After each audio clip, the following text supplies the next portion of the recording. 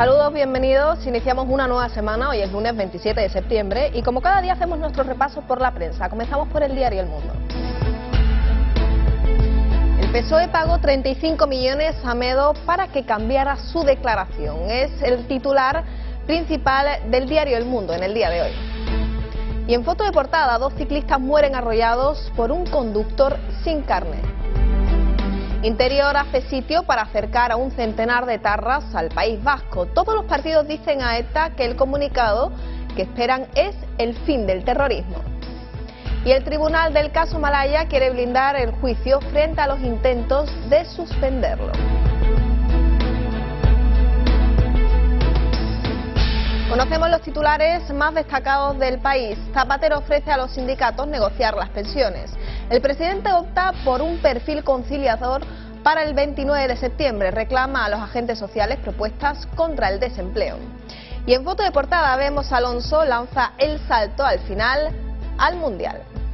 Y el PNV afianza su pacto con el gobierno y pide a ETA el fin de la violencia. Miles de colonos judíos desafían el diálogo con los palestinos. Y Tomás Gómez, líder del PSM, mi candidato es Zapatero y del 99,99 de este partido.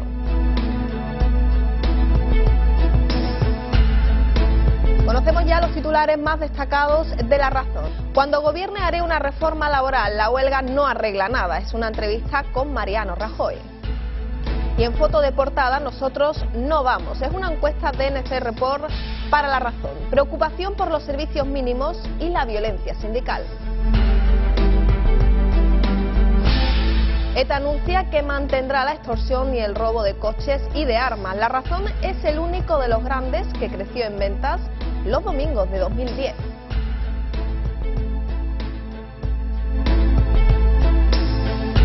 Y el diario ABC que abre con si hay más recortes, habrá que parar la mitad de los vehículos.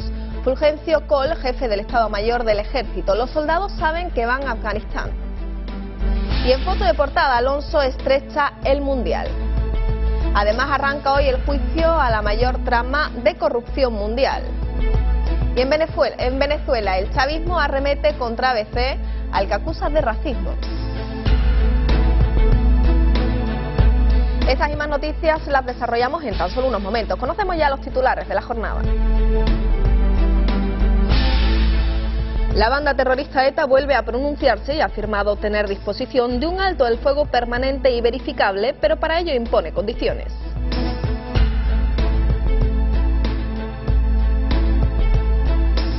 Semana marcada también por la huelga general del próximo miércoles. Zapatero insiste en su intención de reunirse con los sindicatos, mientras los artistas ya han afirmado que irán a la huelga. Tragedia en la localidad sevillana de Los Palacios. 2 ciclistas han perdido la vida cuando circulaban por una carretera y un conductor invadió el carril contrario.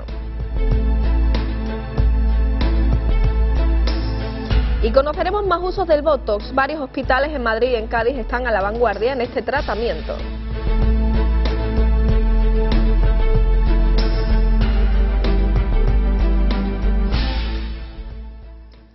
La organización terrorista ETA ha afirmado tener disposición para un alto al fuego permanente y verificable y también ir más lejos si hay condiciones para ello. ETA se ha pronunciado esta vez a través de una entrevista en el diario Gara. ETA ha vuelto a hablar.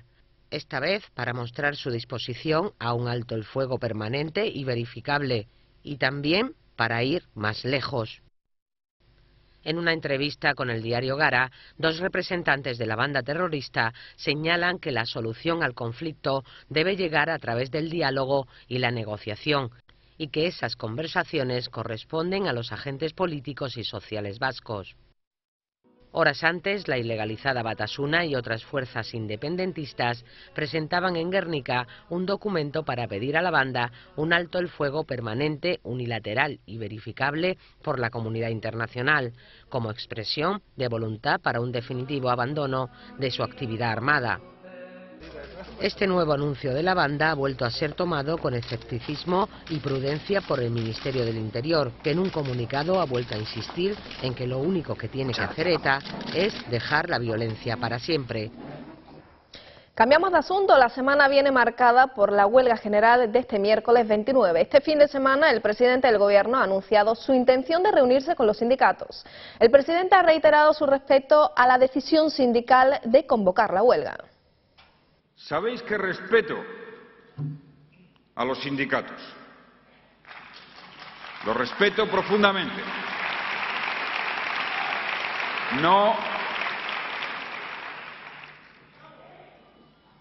Sabéis que los respeto y nunca saldrá de nuestras filas alguien que quiera restringir los derechos de los sindicatos y de los representantes de los trabajadores. Ellos tienen el derecho a la huelga. Solo faltaría.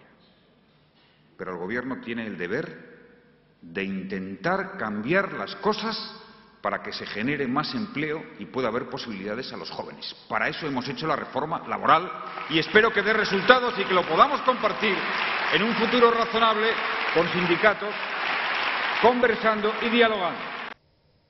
Y los trabajadores del mundo de la cultura han proclamado en Madrid su adhesión a la huelga el próximo 29 de septiembre en un acto en el que han participado los secretarios generales de Comisiones Obreras y UGT, Ignacio Fernández Tocho y Cándido Méndez.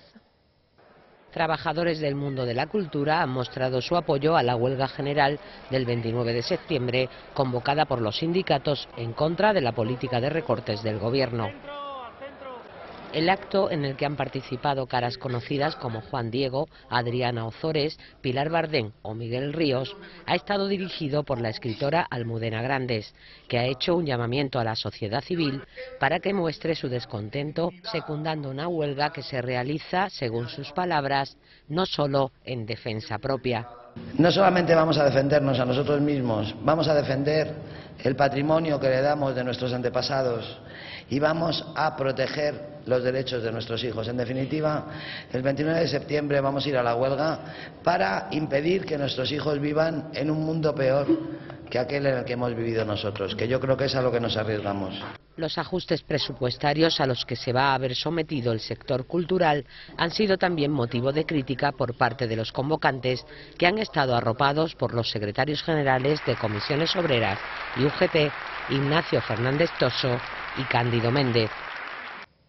Y en Andalucía el cambio político está más cerca, así lo manifestaba el presidente de los populares, Javier Arenas.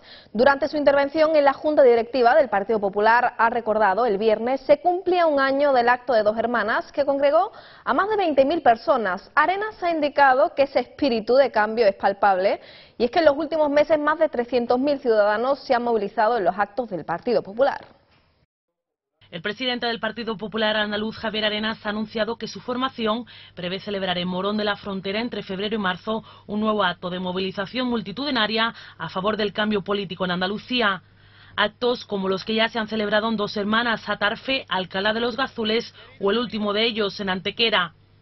Durante su intervención en la Junta Directiva del partido, Arenas ha indicado que el próximo lunes se cumple el primer aniversario del llamado espíritu de Dos Hermanas, localidad en la que el partido logró reunir a más de 20.000 personas reivindicando el cambio político. El cambio hay que ganárselo, el cambio hay que trabajárselo, ¿no? El cambio no es flor de un día ni fruto de la casualidad y exige el sprint final. Y el sprint final va a ser un sprint largo, que ya empezamos ahora. Para conmemorar esta fecha, el secretario general del partido, Antonio Sanz, participará el lunes en un acto en este municipio. A colación de esto, el dirigente ha indicado que su formación ha logrado movilizar en los últimos tiempos a más de 200.000 personas en Andalucía. La Andalucía real está con nosotros, la Andalucía de los problemas está con nosotros, la Andalucía de las inquietudes está con nosotros, pero nosotros también hemos estado muy cerca de esa Andalucía real en los últimos 3 años. Hemos convocado en actos masivos a más de 200.000 personas. Yo el otro día hacía un cálculo con nuestro equipo y estoy seguro que he hablado personalmente en los últimos 3 años con más de 300.000 andaluces. Por último, ha subrayado que el PSOE se ha olvidado de Andalucía. Concretamente, en Sevilla ha argumentado que de los 1.065 millones que se iban a destinar a esta provincia en los presupuestos de la comunidad para este año, a 30 de junio de este año, Sevilla solo ha recibido 15 millones. Por último, Arenas ha afirmado que se ha pasado de que se fueran a destinar 568 euros por habitante a que finalmente se destinen solo 8 euros. Y el Ayuntamiento de Fuengirola ha denunciado que la Junta de Andalucía lleva más de 7 años incumpliendo sus promesas. En 2003, el expresidente del Gobierno andaluz, Manuel Chávez, prometió un hospital para la localidad y hasta el día de hoy ni siquiera se ha presentado el proyecto. Desde el consistorio se ha apuntado a que todo se debe a intereses electoralistas. Más de 7 años llevan los vecinos de Fuengirola y Mijas esperando un hospital que no llega. Así lo ha recordado la concejala de Urbanismo, Ana Mula, quien ha hecho un repaso de una historia que es ya muy larga. Desde el año 2003 venimos reclamando, exigiendo que se dote a nuestra ciudad de un centro hospitalario, de un CHARE, porque entendemos que la población que tenemos y la población que reunimos al ser un municipio turístico requiere de la existencia de este centro hospitalario. Y este centro hospitalario ha venido siendo prometido como un elemento de captación de votos por el Partido Socialista en cada una de sus campañas.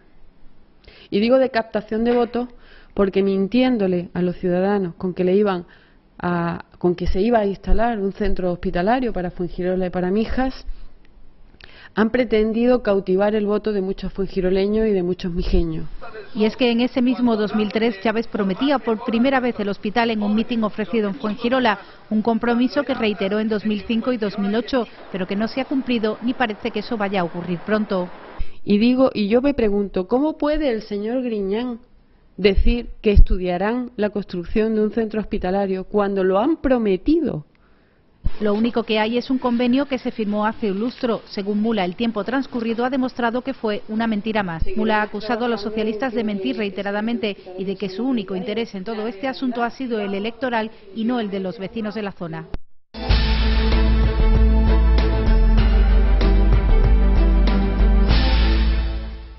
Dos personas han resultado muertas y otras 4 heridas al arrollar un turismo a un grupo de ciclistas que circulaban por la carretera nacional 4 a la altura de la localidad sevillana de Los Palacios. El conductor no tenía carnet de conducir ni tampoco seguro. Era un grupo de 14 ciclistas de un club deportivo de Huelva. Se dirigían a Ronda por la Nacional 4 cuando un turismo invadió el carril contrario y se los llevó por delante. 2 de ellos han muerto, tenían 52 y 62 años. Otros 4 han resultado heridos, aunque ninguno de ellos de gravedad. Manuel Méndez es el conductor de la furgoneta que llevaban de apoyo. Por impacto el coche iba por lo menos a 140, pasó, yo iba con la ventanilla abierta y el brazo sin puesto y pasó como un bolido, vamos. Fuentes de la investigación han confirmado que el conductor era un subsahariano de 27 años que no tenía carné de conducir ni seguro. Tras el impacto, él mismo se tendió en el suelo en estado de shock. La Guardia Civil ha procedido a su detención tras comprobar que solo presentaba heridas leves. Cambiamos de asunto. Los hospitales Ramón y Cajal en Madrid y Puerta del Mar en Cádiz están a la vanguardia en el tratamiento de la disfonía espasmódica con toxina botulítica en España, una rara enfermedad de la voz desconocida incluso para muchos otorrinas y foniatras. Beatriz Cebrecos es una de las 3.500 personas que sufren disfonía espasmódica, una rara enfermedad de la voz que produce contracciones involuntarias de las cuerdas vocales. Esta joven periodista empezó a notar los síntomas cuando su voz se bloqueó mientras hacía un programa en directo para la televisión. Empezó para ella un calvario que ha durado 7 años, hasta que un médico diagnosticó su patología. Muchos otorrinos desconocen la enfermedad, muchos médicos de familia desconocen la enfermedad. Entonces tú vas pasando por una serie de médicos, cada uno con su teoría, pero sí, todos ellos desconociendo exactamente qué es lo que te pasa. Una vez conseguido el diagnóstico, se abre la puerta a la esperanza. El Hospital Ramón y Cajal está a la vanguardia en el tratamiento con toxina botulínica, el Botox. Lo que nosotros hacemos es, al infiltrar la cuerda vocal, es desconectar el nervio del músculo de manera que estas contracciones involuntarias desaparecen y entonces la forma de hablar es fluida y es lo que se persigue con este tratamiento, que tiene muy buenos resultados temporales. Aunque la curación no es definitiva, el que los síntomas se puedan paliar alivia a los pacientes. Denuncian que el gran problema de su enfermedad es que se tarda demasiado en diagnosticarla. Los especialistas del Ramón y Cajal dicen que esto se puede evitar con una sencilla práctica, oyendo hablar al enfermo. Cambiamos de asunto. Vicky es una maniquí que durante 3 días ha permanecido en el centro de Córdoba atada a una farola simulando ser una prostituta. Ha vivido la vulnerabilidad de las mujeres explotadas sexualmente, una experiencia que una ONG ha documentado en una grabación realizada con cámaras ocultas.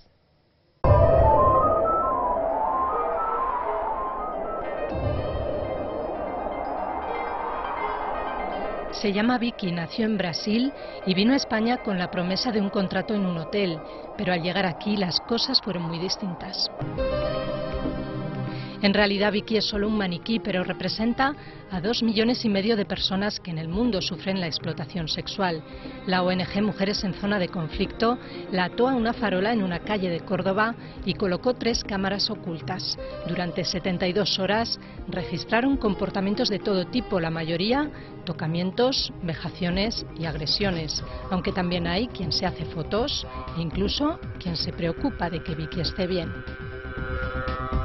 Con todo esto pretenden hacernos reflexionar sobre nuestro comportamiento y nuestros prejuicios y también denunciar esta forma de esclavitud que es al mismo tiempo uno de los negocios más lucrativos del mundo. Y de Córdoba a Teruel, los científicos de la Fundación Conjunto Paleontológico han localizado un fémur completo de un dinosaurio de 1,92 metros de longitud. El hueso de este tipo es el más grande hallado nunca en Europa. Hallado en España el fémur de dinosaurio más grande de Europa. El hueso de 1,92 metros de longitud fue encontrado por un grupo de científicos de la Fundación Conjunto Paleontológico de Teruel en uno de los yacimientos de Río Deva. Este término municipal aglutina en sus cerca de 3.500 hectáreas nada menos que 52 áreas de excavación paleontológica con restos de dinosaurios documentados. Si pertenecían al mismo y resulta que todos estos restos corresponden a Turiasaurus riodebensis, sería una gran noticia porque se completaría de una manera inusual un dinosaurio gigante como en ningún otro lugar del planeta. Pero si resulta que estos restos que estamos encontrando aquí en San Lorenzo no fueran de Turiasaurus riodebensis, la noticia sería aún más importante, podríamos decirlo así, porque habría 2 dinosaurios gigantes diferentes.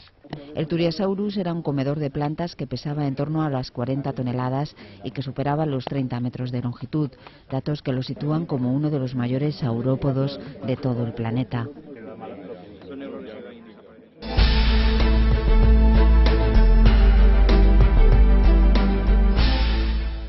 Y en Venezuela, Hugo Chávez se juega la mayoría parlamentaria en las elecciones legislativas. Unos comicios con una alta participación, el 70%, y cuyo escrutinio aún se desconoce.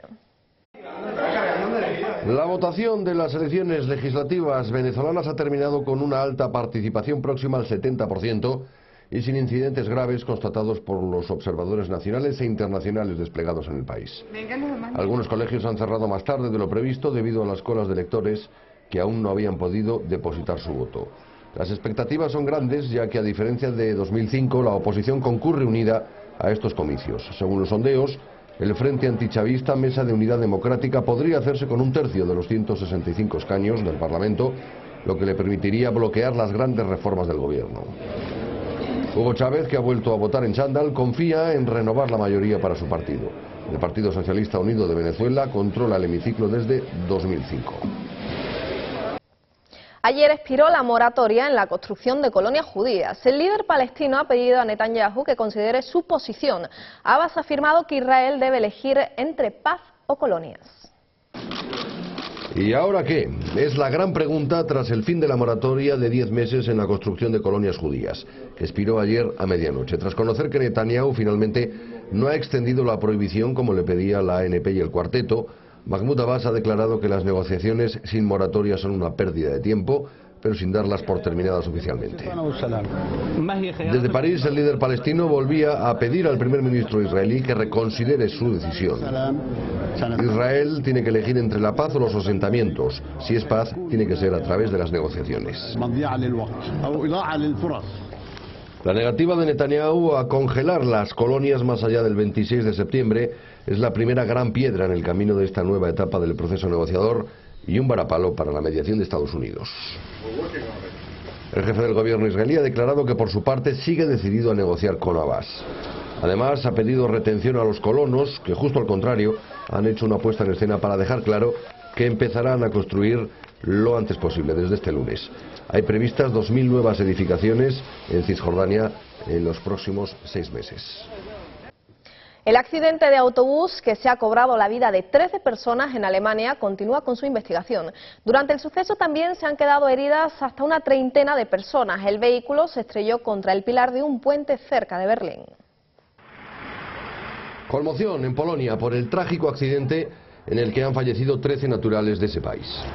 A estas horas ya parece estar claro que el siniestro en la autopista A10 de Berlín lo provocó el domingo una automovilista de nacionalidad alemana que hizo una maniobra extraña al intentar abandonar la carretera.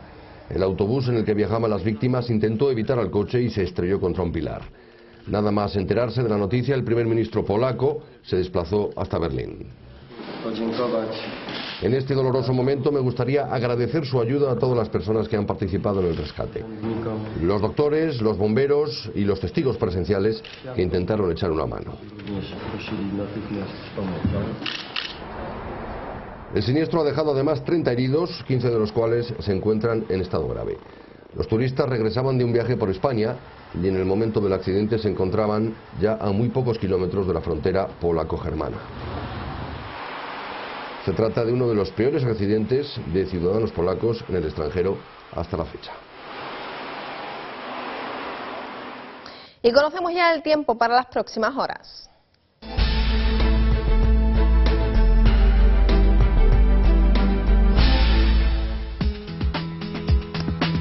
Cielos nubosos con posibilidad de precipitaciones localmente tormentosas en el noreste peninsular. En el resto cielos poco nubosos o casi despejados, sobre todo en el sur de la península e Islas Baleares y Canarias. Temperaturas sin cambios considerables.